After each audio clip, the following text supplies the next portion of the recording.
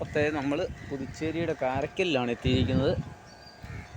ഇനി ഇവിടുന്ന് കുറച്ച് ദൂരം പോയി കഴിഞ്ഞാൽ വീണ്ടും തമിഴ്നാടാണ്. ഒരു മുനമ്പ് പോലെയാണിത് കാരക്കൽ.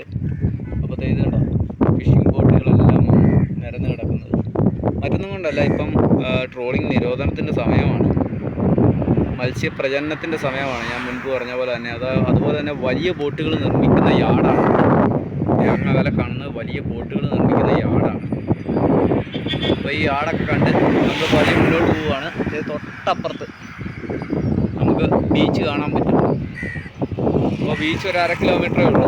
ബീച്ചിലോട്ട് നമ്മൾ പോവുകയാണ്. അത് കഴിഞ്ഞിട്ട് നമുക്ക് ഇന്ന് കിടക്കാനുള്ള സൗകര്യം നോക്കണം. ഇതുവരെ മഴയുടെ ഒന്നും സാധ്യത കാണുന്നില്ല, പറയാൻ പറ്റിയല്ല. ഇന്നലെ ഇതുപോലെയായിരുന്നു. അപ്പോൾ ശരി, പോയി നോക്കാം. ഹലോ, നമസ്കാരം. ജോപ്പൻ്റെ യാത്രയുടെ പുതിയ അധ്യായത്തിലേക്ക് ഏവർക്കും സ്വാഗതം.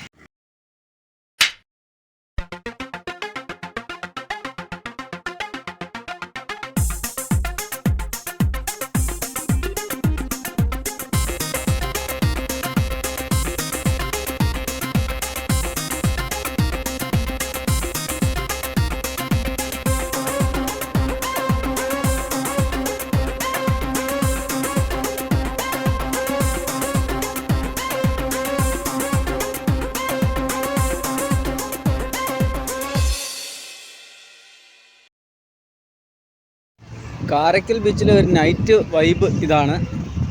ഇതാ ബീച്ചിലോട്ട് ആൾക്കാർ ധാരാളം എത്തുന്നുണ്ട്. പക്ഷേ അവിടെയെങ്ങും ഒരു കടകൾ പോലും കാണില്ല. നമ്മുടെ നാട്ടിലെ അപേക്ഷിച്ചുള്ള വ്യത്യാസമാണ് ഞാൻ പറയുന്നത്. അവിടെയെങ്ങും അടുത്തെങ്ങും ബീച്ചിൻ്റെ സമീപത്തെങ്ങും ഒരു കട പോലുമില്ല.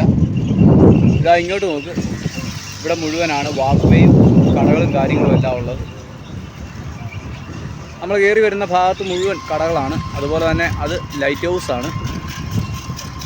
പിന്നെ ഇങ്ങോട്ട് തിരിയുമ്പോഴാണ് വലിയൊരു അമ്യൂസ്മെൻറ്റ് പാർക്ക്, 2 തൊട്ടിലാട്ടം, അങ്ങനത്തെ ഡബിൾ സാധനങ്ങളാണ് എല്ലാം. ഇതാണ് യഥാർത്ഥത്തിൽ നമ്മുടെ ബീച്ചുകളിലോട്ടൊക്കെ വരേണ്ടത്. പുതുച്ചേരിയിൽ അതുണ്ട്, പക്ഷേ വൃത്തിയുടെ കാര്യത്തിൽ വളരെ പുറകോട്ടാണ്.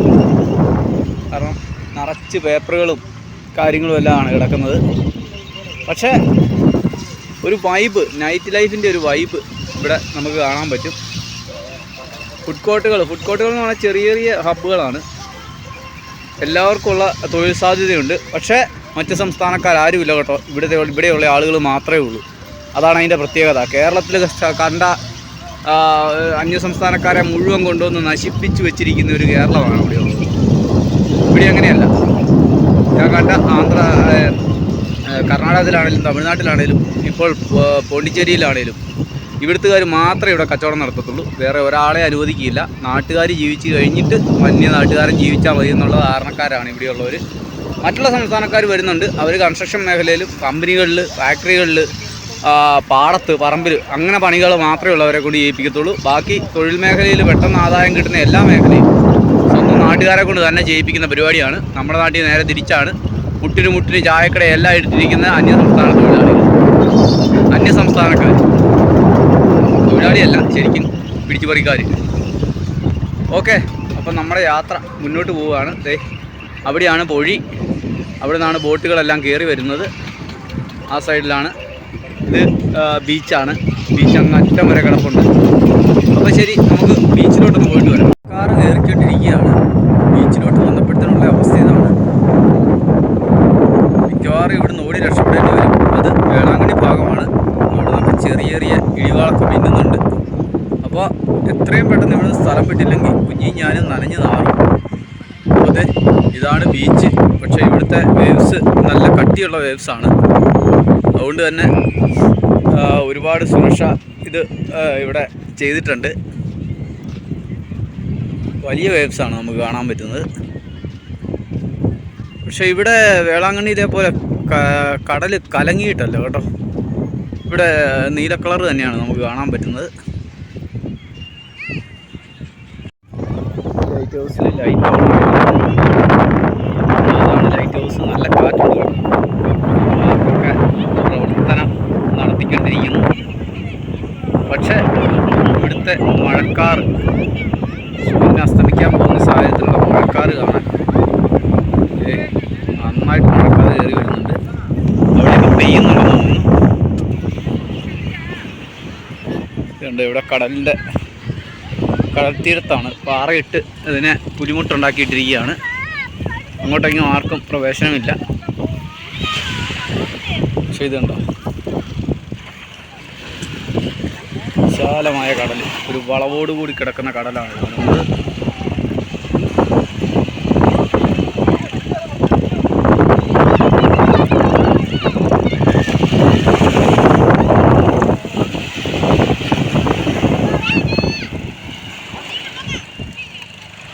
വലിയ പ്രശ്നമുള്ള തിരകളല്ല, ഇതുണ്ടോ, വളരെ സൈലൻ്റ് ആയിട്ടുള്ള തിരകൾ. പക്ഷേ ആ സൈഡിലൊക്കെ നല്ല ശക്തിയുള്ള തിരകളാണ് വരുന്നത്. ഇവിടെ ഈ പുലിമുട്ട് കിടക്കുന്നതുകൊണ്ടാണ് ഇവിടെ വേവ്സിന് കട്ടി വരുന്നത്. അപ്പോൾ ശരി, ഈ കാഴ്ചകളൊക്കെ കണ്ട് നമ്മൾ കാരിക്കലിൽ നിന്നും പതിയെ നീങ്ങുകയാണ്. മഴ ചാറാൻ തുടങ്ങിയിട്ടുണ്ട്. അല്ലെങ്കിൽ ഞങ്ങളെല്ലാം, ഞാനും കുഞ്ഞിയും വിട്ടുപോകും. ഇനി 1 കിലോമീറ്ററോളം നടക്കണം. ആ ലൈറ്റ് ഹൗസിൻ്റെ പുറകിലാണ് കുഞ്ഞിനെ വെച്ചിരിക്കുന്നത്. അതുപോലെ തന്നെ നമുക്ക് കിടക്കാനുള്ള സൗകര്യം ഒന്ന് തപ്പിപ്പിടിക്കണം. കിട്ടുമല്ലോ എന്നറിയില്ല, എങ്കിലും നമ്മൾ മുമ്പോട്ട് പോവുകയാണ്. ലൈറ്റ് ഹൗസ്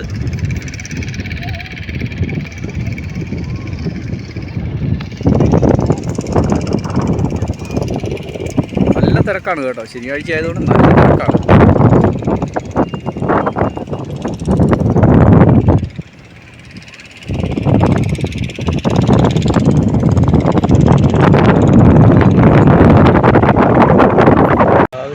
പുതുച്ചേരിയിലെ കാരയ്ക്കലിൽ നേരം വെളുത്ത് വരുന്നതേ ഉള്ളൂ. ഇവിടുത്തെ പഴയ ബിൽഡിങ്ങുകളാണ് ഇതൊക്കെ. ചെറിയ ചെറിയ ഗല്ലികളാണ്. ഇതിവിടുത്തെ പഴയൊരു ബിൽഡിങ്. ഇതിൻ്റെ പുറകിലും ഉണ്ടൊരു പഴയ ബിൽഡിങ്. ആ കാഴ്ചകളൊക്കെ കണ്ടിങ്ങനെ നമ്മൾ മുമ്പോട്ട് പോവുകയാണ്. ഇനിയിപ്പോൾ ചെന്നൈ റൂട്ടിലാണ് പോയിക്കൊണ്ടിരിക്കുന്നത്. എല്ലാവരുടെ കൂടി നമ്മളെ ബ്ലോക്ക് ചെയ്തിരിക്കുകയാണ്. ഇവിടെ ഒന്ന് മാറാവോ, ഞാൻ പൊക്കോളാം. ഒന്ന് മാറാമെങ്കിൽ ഞാൻ പൊക്കോളാം. ആഹാ, വായിക്കകത്ത് നിറച്ചിട്ടൊന്നും കിടക്കാം. അതുകൊണ്ടെല്ലാം വാരി തിന്നല്ല.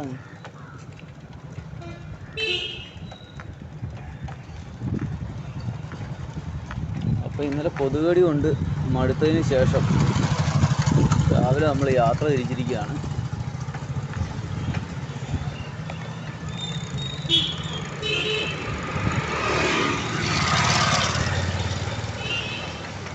ഇവിടെ ഒരു ഗുണമുണ്ട് കേട്ടോ, തമിഴ് മാത്രമേ എഴുതി വെക്കത്തുള്ളൂ. ഇംഗ്ലീഷിൽ എഴുത്തൊക്കെ കുറവാണ്.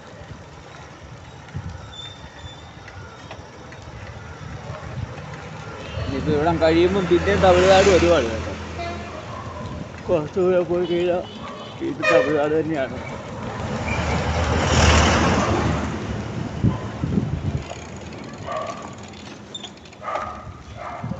പെരുമാൾ കോവിലാണിത്.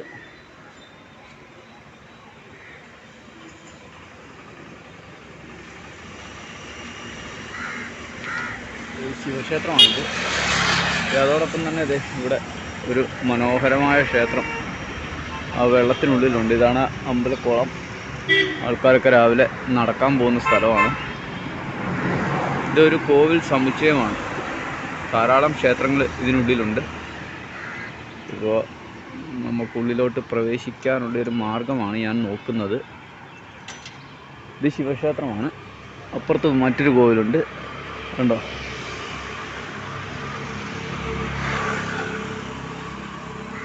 ഇവിടുത്തെ ക്ഷേത്രത്തിൻ്റെ ഒരു കുളമാണിത്.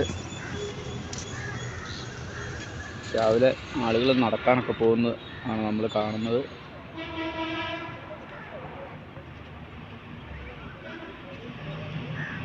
ക്ഷേത്രക്കുളത്തിന് നടുവിൽ ആ പ്രതിഷ്ഠ ഇരിക്കുന്നത് കാണാം.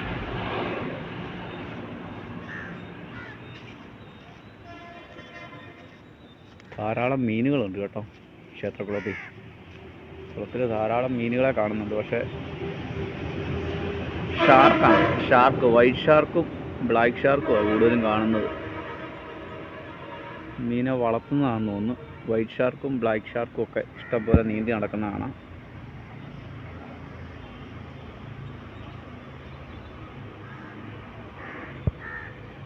അപ്പോൾ ഇതൊരു വാക്ക് വേ ആണ്. എല്ലാവരും രാവിലെ നടക്കാനൊക്കെ വരുന്നൊരു പ്രദേശമാണ്. നല്ലൊരു ഗാർഡൻ സെറ്റ് ചെയ്തിട്ടുണ്ട്. അപ്പോൾ രാവിലെ നമ്മൾ യാത്ര ചെന്നൈ സൈഡിലോട്ട് ആരംഭിച്ചിരിക്കുകയാണ്. അപ്പോൾ ഇതാ ക്ഷേത്ര കവാടം ഇവിടെ നമുക്ക് കാണാം. സൂര്യൻ ഉദിച്ചു വരുന്നതേ ഉള്ളൂ. ഇതാണ്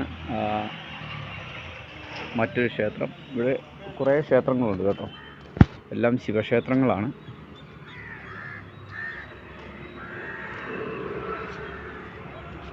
ശിവക്ഷേത്രത്തിൻ്റെ നട തുറന്നു കേട്ടോ. ഞാൻ വന്നപ്പോൾ നട തുറന്നിട്ടില്ലായിരുന്നു. ഇതാ ക്ഷേത്ര നട തുറന്നു. നമുക്ക് വെളിയിലോട്ട് ഇറങ്ങുമ്പോഴത്തേനും എടുക്കാം.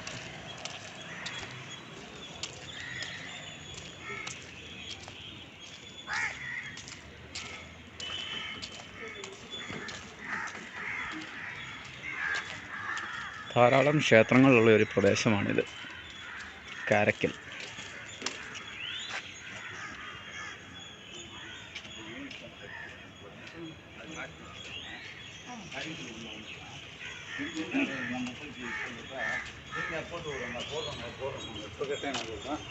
உங்களுக்கு வந்து கொஞ்சம்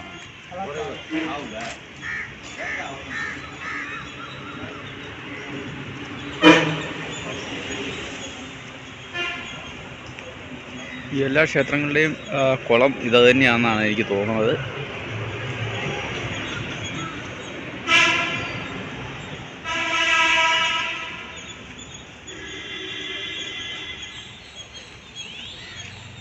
എല്ലാം ശിവക്ഷേത്രത്തിൻ്റെ ഒരു ഇത് തന്നെയാണ്. ഇത് ഗണപതി ക്ഷേത്രമാണെന്ന് തോന്നുന്നു. എല്ലാം തമിഴിൽ എഴുതി വെച്ചിരിക്കുന്നതുകൊണ്ട് നമുക്ക് ഒന്നും അങ്ങ് കൃത്യമായിട്ട് വായിക്കാൻ പറ്റുന്നില്ല. ഭാഷയാണ് പ്രശ്നം.